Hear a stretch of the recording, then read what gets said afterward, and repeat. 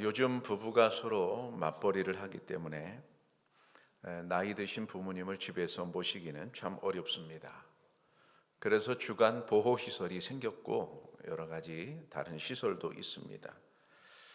보호자가 낮 동안 어쩔 수 없어서 그걸 맡기게 되는데, 그런데 들어보면 그곳 시설에서도 품이 있는 노인이 있는가 하면 그렇지 않은 노인도 있다고 합니다.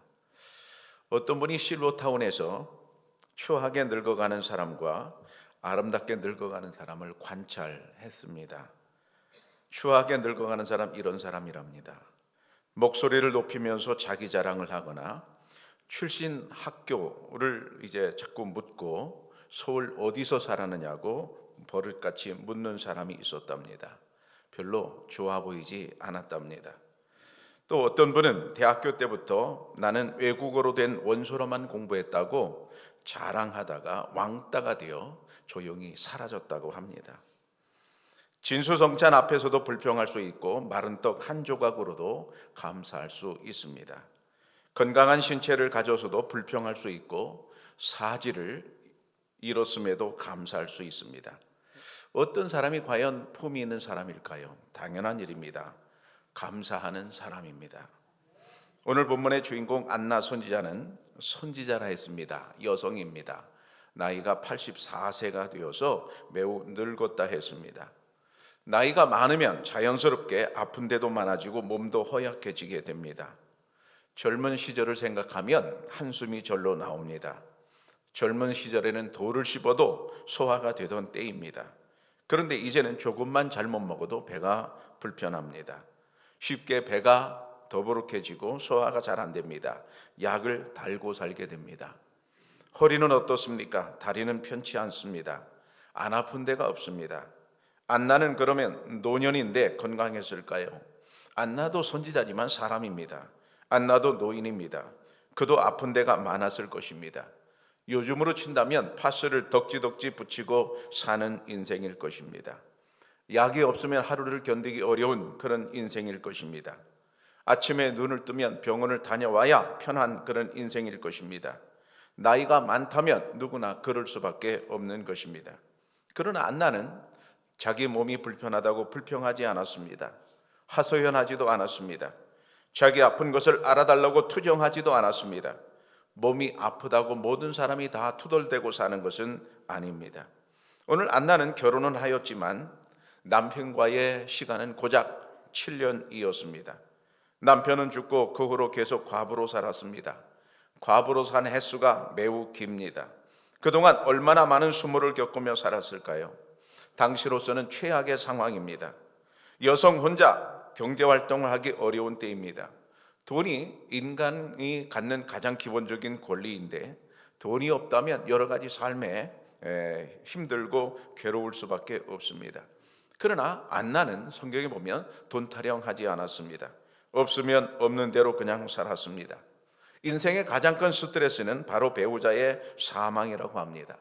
당시 유대인들은 14살이면 결혼을 했습니다.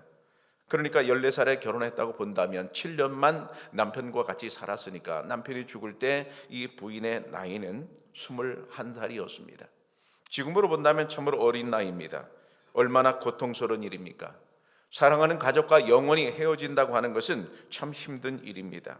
어린 나이에 인생의 가장 큰 쓴맛을 맛본 사람입니다. 그런데 안나는 환경 탓을 하지 않습니다. 그런 큰 고통을 견뎌냅니다. 그게 그렇게 쉬운 일은 아니지요. 또 그녀는 잊혀진 아셀 지파 출신입니다. 이스라엘은 12지파 중에 하나로 살아가게 되는데, 그러나 어느 순간부터 이 아셀 지파는 사라지고 맙니다. 어느 날 하솔의 군대와 이스라엘 군대가 서로 싸우거든요. 전쟁을 하거든요. 11지파 모두는 군대를 뽑아서 파견을 해서 연합군을 이루었습니다. 그런데 꼭 한 지파는 빠졌습니다. 바로 아셀 지파입니다. 무슨 얘기입니까?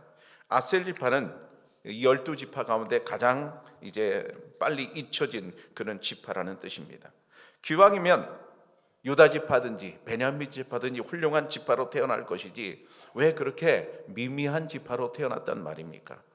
생각해보면 그것은 불평할 만합니다. 여러분, 우리도 그렇습니다. 기왕이면 부잣집 아들이나 부잣집 딸로 태어날 일이지, 또 기왕이면 절세 미인으로 태어날 일이지 왜 이렇게 미미하게 의미 없는 그런 존재로 태어났나 하는 생각이 들 때가 있습니다. 그러나 안나는 지파 탓을 하지 않았습니다. 출신 탓을 하지 않았습니다. 여기서 우리가 볼 수 있는 게 있습니다. 일단 어떤 사람이든 환경 탓을 하지 않는 사람은 품이 있는 사람입니다. 자기가 처한 환경을 탓하지 않는 사람, 그 사람은 일단 멋진 사람입니다. 환경이 여러 면에서 매우 좋지 않았음에도 불구하고 안나는 언제나 하나님께 감사하면서 살았습니다. 안나의 특징은 38절에 나오는데 하나님께 감사하고 그랬습니다. 여기 우리 성경에는 그냥 하나님께 감사하고 그러니까 그냥 그런가 보다 그렇게 지나가는데, 그리스어에 보면 그렇지 않습니다. 원어로 보면 이게 미완료 과거형으로 되어 있습니다. 무슨 얘기입니까? 지속적으로 평생 동안 감사하며 산 것이 그의 삶의 특징이라는 말입니다. 감사하며 사는 인생이었다는 말입니다. 여러분, 감사하며 사는 인생과 불평하며 사는 인생 중에 누가 더 품이 있는 인생입니까? 두말할 것도 없습니다. 감사하는 인생입니다. 예수님 앞에 두 렙돈을 가지고 와서 헌금한 사람이 있었습니다. 성경에 보면 예수님께서 그 두 렙돈 헌금한 사람을 보고 칭찬을 하셨는데 그것은 그녀의 생활비 전부라고 했습니다. 두 렙돈을 지금의 돈으로 환산하면 1,000원도 안 되는 아주 작은 돈입니다.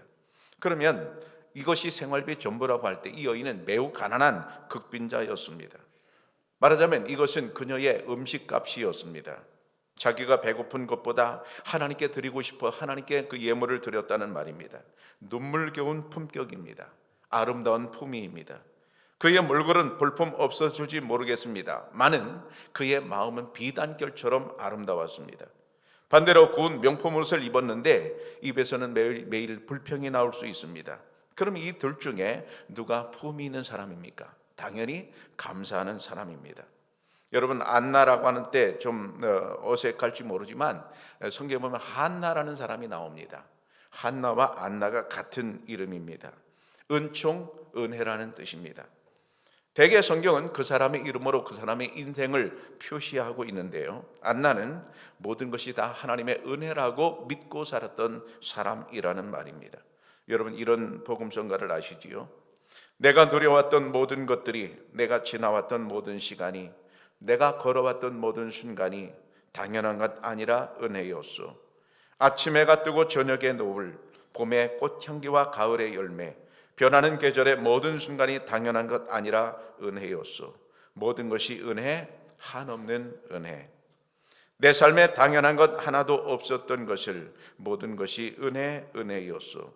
내가 이 땅에 태어나 사는 것, 어린아이 시절과 지금까지 숨을 쉬며 살며 꿈을 꾸는 삶, 당연한 것 아니라 은혜였소. 내가 하나님의 자녀로 살며 오늘 찬양하고 예배하는 삶, 복음을 전할 수 있는 축복이 당연한 것 아니라 은혜였소. 모든 것이 은혜, 한없는 은혜.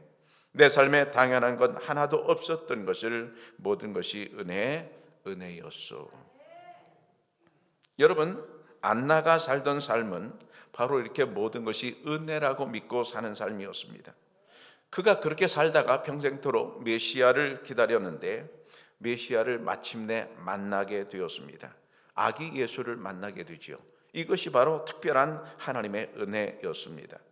시몬이라는 사람이 아기 예수님을 안고 그 부모에게 축복하고 예언의 말씀을 줄 때에 여선지자 안나도 마침 그때 거기 있었습니다. 그래서 아기 예수를 만나게 되었습니다. 평생 동안 만나고 싶던 아기 예수를 만나게 되니 여러분, 얼마나 감격적인 순간이었을까요? 이렇게 은혜로 살던 안나는 결국 하나님의 특별한 은혜까지도 맛보는 삶이 됩니다. 여러분, 우리가 어떻게 감사하며 살아갈 수 있을까요? 우선 나이가 많아지면 감사하기 쉬워집니다. 젊어서는 미처 생각하지 못했던 것들이 있습니다. 가족만 해도 그렇습니다. 젊었을 때 가족이라고 하는 것은 그저 당연한 줄 알았습니다. 남편이, 아내가 혹은 가족들이 당연하게 내 옆에 있는 줄 알았습니다. 근데 나이가 들고 보니 어떻게 되었습니까? 다 떠나가고 나 혼자 남았습니다. 가족이 함께 있는 게 그렇게 당연한 일이 아니었던 것을 나이가 들면 깨닫게 됩니다. 건강도 그렇습니다. 젊었을 때 건강하게 당연한 일인 줄만 알았습니다. 근데 나이 들 보니까 그렇습니까? 아닙니다. 건강한 게 축복이고 은혜였다는 것을 알게 됩니다. 사람 나이 50이 되면 지천명이라고 합니다. 하늘의 뜻을 알게 되는 때라는 말입니다. 늙어가는 것이 아니라 익어가는 것이라는 말도 있습니다. 그렇다면 그냥 나이만 들면 감사하는 품위 있는 사람이 될 수 있는가? 물론 그것은 아닙니다. 품위 있는 사람이 되는 방법이 있습니다. 안나는 그냥 세월을 보낸 여인이 아닙니다. 아주 멋있고 아름답게 늙어가는 품위 있는 여인이었습니다. 그러면 안나에게서 우리가 어떤 면을 배울 수 있는가? 안나는 세 가지 특징을 가진 사람이었습니다. 첫 번째는 성전을 가까이 한 사람이었습니다. 37절에 보면 성전을 떠나지 아니하고 그랬어요. 여기서 성전을 떠나지 아니하고라는 말은 교회에서 밥 먹고 교회에서 놀고 교회를 떠나지 않았다는 말은 물론 아닙니다. 하나님을 가까이 했다는 말이죠. 안나는 언제나 하나님을 원망할 수 있었습니다. 언제 원망할 수 있었을까요? 남편이 죽었을 때입니다. 7년 동안은 잘 살았는지 모르겠습니다. 그런데 7년 만에 남편이 죽었을 때, 여러분, 그가 혼자 과부가 되었을 때 얼마나 슬펐을까요? 얼마나 막막했을까요? 얼마나 하나님이 원망스러웠을까요? 안나가 선지자이긴 하지만 그러나 그도 역시 인간이었습니다. 인간인 이상 그런 슬픈 일을 당했을 때 속상한 마음이 왜 없었겠어요? 그런데 안나는 그것을 꽁하니 마음에 숨겨두고 살지를 않았습니다. 여기 성전을 떠나지 않았다는 말은 하나님 앞에 나와서 그 슬픔을 가지고 하나님께 기도하고 씨름하고 하나님과 대면했다는 말입니다. 하나님, 이제 성전을 떠나지 않았다는 이 말은 늘 성전이 좋았다는 말은 아닙니다. 때로는 떠나고 싶을 때도 있었을 것입니다. 언제입니까? 두말할 것도 없이 남편이 죽었을 때일 것입니다. 여러분, 열심히 하나님을 섬겼습니다. 근데 웬일입니까? 남편이 갑자기 어린 나이에 죽었습니다. 얼마나 황당한 일입니까? 내가 그래도 11주도 잘하고, 내가 그래도 주일 성수도 잘하고, 내가 그래도 직분이 이만큼 되는데 내가 이만하면 될 것 아닙니까? 그런데 왜 내 남편이 죽어야 합니까? 라고 원망할 수도 있었습니다. 우리는 사업이 부도나면 아주 속상합니다. 우리가 건강하다가 건강이 이제 악화가 되면 아주 속상합니다. 그럴 때면 우리는 어떻게 하고 싶어집니까? 현실을 도피하고 싶어집니다. 사람은 누구나 현실을 도피하고 싶어하는 마음이 있는 것입니다. 저는 학교 다닐 때 시험 날짜가 다가오면 그렇게 싫더라고요. 시험 날짜 다가오면 정말 속에서 막 부글부글 끓어요. 미치겠다고 답답해서. 왜? 공부 안 했으니까요. 그 언젠가는 또 나쁜 생각까지 했습니다. 시험 오기 전에 전쟁 나면 좋겠다. 어린 마음에 진짜 전쟁을 좋아하는 건 아니죠. 시험이 그만큼 회피하고 싶은 거였습니다. 여러분, 암 선고 받은 사람이 여러분 그날을 기억하고 싶겠습니까? 현실을 도피하고 싶은 겁니다. 이건 아니야, 이럴 수는 없어, 내가 암이라니 그럴 수는 없어, 아마 그렇게 생각하고 싶을 것입니다. 신앙은 어떻습니까? 신앙도 마찬가지입니다. 우리가 신앙생활하다 현실이 너무 싫어 현실을 도피하고 싶을 때가 있습니다. 그러면 속이 참 시원할 것만 같습니다. 그러면 그렇다고 과연 해결되겠습니까? 아닌 것입니다. 뭐 피하다가 뭐를 만난다는 말이 있습니다. 당장 생각해는 그 사람이 눈에 안 보이면 살 것 같습니다. 그래서 그 사람 피한다고 우리가 피할 수 있습니다. 그러나 그것이 답이 될 수는 없습니다. 안나도 아마 도피하고 싶었을 것입니다. 남편이 죽었을 때 여러분 어떤 말을 들었을까요? 성경에는 전혀 그런 얘기가 나오지 않지만 여러분, 세상은 말이 많은 법입니다. 어떤 말을 들었을까요? 남편을 잡아먹은 그런 사람 별말을 다 듣지 않았겠습니까? 그러나 안나는 그 모든 시간을 견뎌냈습니다. 그것이 바로 성전을 떠나지 않았다는 말입니다. 그럼 성전을 떠나지 않았다면 그냥 교회만 다녔다는 말일까요? 아닙니다. 그 아픔을 가지고 하나님과 씨름했다는 얘기입니다. 기도했다는 얘기입니다. 성전을 떠나지 않고 하나님께 기도하면서 씨름하던 그날 속에 있던 모든 원망이 다 감사로 바뀌어졌습니다. 안나의 삶에 있어서 그날이 터닝 포인트였습니다. 마치 야복강가에서 야곱이 기도하다가 천사와 씨름했던 그 장면과 같습니다. 얼마나 괴로운 밤이었습니까? 안나에게도 괴로운 밤이 있었을 것입니다. 그는 그 괴로운 밤에도 성전을 떠나지 아니하고 하나님께 기도했습니다. 여러분, 우리 곁에 흔들리는 안나가 있습니다. 우리 곁에 씨름하는 안나가 있습니다. 누군가가 씨름하며 고민하고 있을 때 곁에서 기도로 그 사람을 지원하는 지지자가 필요한 줄로 믿습니다. 우리 곁에 흔들리며 비틀거리는 사람이 있을 때 우리는 사랑의 짐을 나누어 줘야 합니다. 겟세마네 동산에서 예수님이 죽음을 앞둔 시점에서 기도에 전념하고 계실 때 제자들에게 기도를 부탁하신 바가 있습니다. 놀라운 일이죠. 예수님조차도 어려울 때 기도가 필요했습니다. 성전을 떠나면 해답이 없습니다. 성전 안에서 씨름하며 해답을 찾아야 할 줄로 믿습니다. 성전을 떠나지 않고 살던 사람이 마침내 이제 아기 예수를 만나게 됩니다. 이렇게 성전을 가까이 하는 사람, 그 사람이 품이 있는 사람이 됩니다. 당연한 일입니다. 왜 그렇습니까? 하나님이 최고의 품위가 아니겠습니까? 그보다 더 높은 품위가 어디 있겠습니까?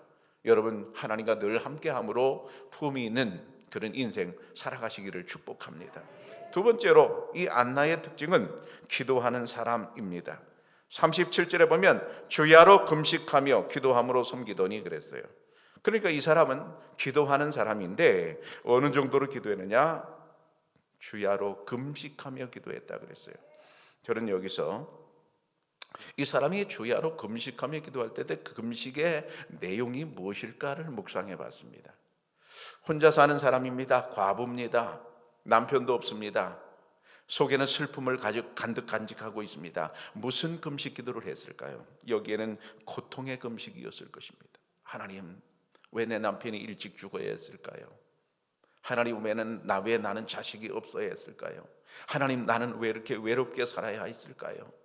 여러분, 그의 상황을 보면 그는 눈물로 금식할 수밖에 없었습니다. 눈물로 기도할 수밖에 없었습니다. 그의 금식 기도는 뭐를 달라는 기도가 아니었을 것입니다. 고통의 기도였을 것입니다. 안나의 기도에 감사만 나왔을까요? 그런 상황에서 감사만 나왔을까요? 그럴 수 없었을 것입니다. 아마도 원망하고 기도하는 적도 많았을 것입니다. 최악의 환경 속에서 그는 감사가 아니라 원망할 수도 있었을 것입니다. 그런데 기도함으로 그 원망이 모두 다 감사로 변화가 된 것입니다. 그래서 기도는 사람을 품위 있게 만듭니다. 다시 한번 강조합니다. 기도는 사람을 품위 있게 만들어줍니다. 환경 탓을 하고 남을 원망하는 사람이 감사하는 사람이 되는데 필요한 것은 오직 기도인 것입니다. 여러분, 기도는 대화라고 합니다. 누구와의 대화입니까? 하나님과의 대화입니다. 우리가 하나님과 대화한다면 고급스러워지지 않을 수가 없습니다. 하나님과 대화하는데 천박스러운 사람이 있겠습니까? 그럴 수는 없는 것입니다. 여기 대화 두 가지를 한번 생각해 보시면 우선 동영상을 보도록 하겠습니다.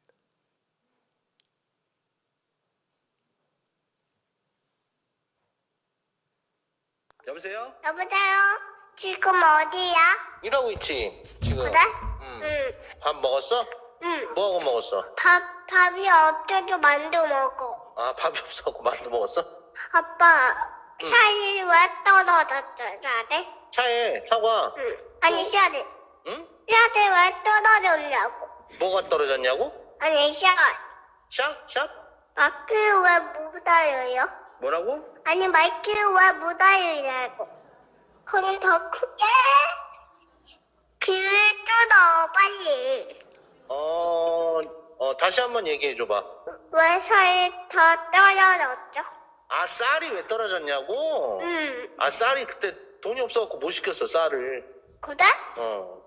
쌀이 안 떨어지게 해야지. 알았어. 다음부터는 쌀이 안 떨어지게 아빠가 잘 준비해 놓을게. 저는 이거를 수십 번 봤거든요. 우울할 때마다 가끔 일부러 다운 받아놓고 봅니다. 마음이 참 차분해져요. 깨끗해져요. 영혼이 맑아져요. 나는 저 장면에서 제일 마음에 드는 게 귀뚜루라는 말입니다. 참 순수합니다. 순수한 아이들하고 대화를 하면 내가 순수해지거든요. 내가 누구하고 대화하느냐가 중요합니다. 대화의 상대가 누구냐 굉장히 중요한데요. 어린 한 아이가 있었습니다. 이 아이의 아버지는 6.25 때 한쪽 눈을 잃었고 양쪽 팔다리를 다쳤습니다. 장애 2급 유공자가 되었습니다. 아이가 학교 다닐 때 친구들이 놀렸습니다. 병신의 아들. 그리고 국가 유공자, 카드는 병원에서 그닥 환영받지를 못했습니다. 문전박대를 받기 일쑤였습니다. 그러다 어느 병원에서 한 의사가 이 아이에게 이런 말을 건넸습니다. 너는 아버지가 참 자랑스럽겠구나. 열심히 공부해서 꼭 훌륭한 사람이 되거라 하고 용돈을 쥐어줬다고 합니다. 이 한마디 말로 인해 이 아이의 인생이 달라졌습니다. 이 사람이 바로 이국종 교수입니다. 그가 늘 외치는 멋있는 말이 있습니다. 환자는 돈 낸 만큼 치료받을 것이 아니라 아픈 만큼 치료받아야 한다. 참 멋있는 사람이죠. 여러분, 내가 누구하고 대화하느냐 하느냐에 따라서 내 인생이 달라지거든요. 다윗은 왕이었지만 하나님과 늘 대화하는 사람이었습니다. 그래서 그는 이렇게 멋있는 말을 합니다. 주는 나의 반석이시요. 우리가 생각할 때 주는 나의 반석이시요, 이게 뭐 별것 아닌 말처럼 느껴집니다. 근데 왕은 말이죠, 이런 말을 할 수 없는 사람입니다. 왕은 이렇게 말해야 됩니다. 이 나라의 반석은 나이니라. 왕은 그렇게 말해야 되는 사람입니다. 이 나라의 주인은 나이니라. 다윗 왕국을 이루었습니다. 대단한 강국을 이루었습니다. 그러면 얼마든지 그는 자기 자신을 우상화할 수 있었습니다. 그런데 그러지 않아요. 주는 나의 반석이라고 말합니다.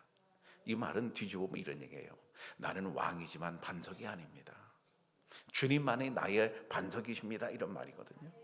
여러분, 왕이 되어서 어떻게 이렇게 멋있는 말을 할까요? 다른 거 아닙니다. 다윗이 늘 하나님과 대화했기 때문입니다. 야곱은 얌체족이었습니다. 남을 속여서 자기 이익을 챙기는 그런 사람이었습니다. 그런 얌체족이었던 이제 야곱이 변화됩니다. 어떻게 변화됩니까? 기도를 통해서 변화됩니다. 베드로는 편협한 유대인이었습니다. 그는 이방인과 상종을 안 하고 싶었습니다. 그런데 그는 이방인까지 품는 사도가 되었습니다. 어떻게 그렇게 되었습니까? 기도를 통해서 그렇게 되었습니다. 이처럼 기도는 사람을 품위 있게 만들어줍니다. 안나는 밤낮 없이 기도함으로 노인이지만 품위 있는 인생을 살게 되었습니다. 여러분, 우리 모두도 기도함으로 품위 있는 인생 되시기를 축복합니다. 또 세 번째로 안나는 간증의 사람이었습니다. 38절에 보면 그에 대하여 말하니라 그랬어요. 그는 아기 예수님을 의미합니다. 이 사람 평생도록 메시아를 기다려왔던 안나였습니다. 그가 그렇게 나이가 많음에도 불구하고 항상 오매불망 자기가 죽기 전에 꼭 아기 예수님을 만나야 되겠다, 메시아를 꼭 만나야 되겠다 하는 그런 기도를 하고 살던 사람이에요.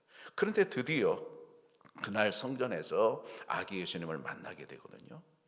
그러면서 그분이 메시아임을 알게 됩니다. 직감적으로 알게 됩니다.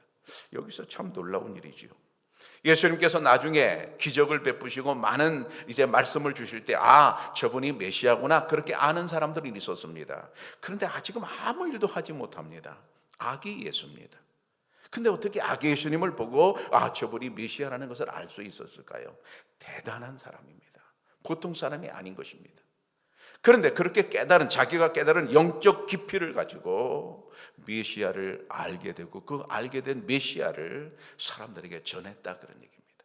여기서 품위 있는 사람 세 번째는 복음을 전할 때, 예수님을 간증할 때 품위 있는 사람이 됩니다.